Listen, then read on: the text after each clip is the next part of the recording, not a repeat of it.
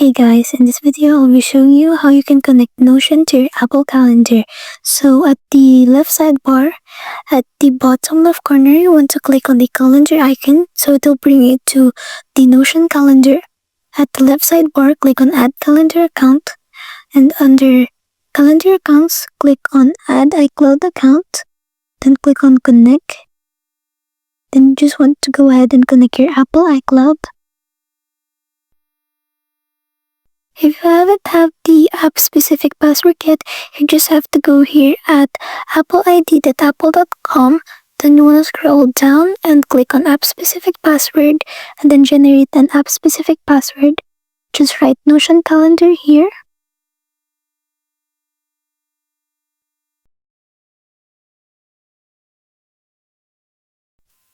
And after that, it will generate a password for you, which you just have to copy. And then you're going back to Notion Calendar, and then you just want to put that password here. After you connect your Apple account and you open your Apple Calendar, you will see that the Notion Calendar has automatically synced into your Apple Calendar.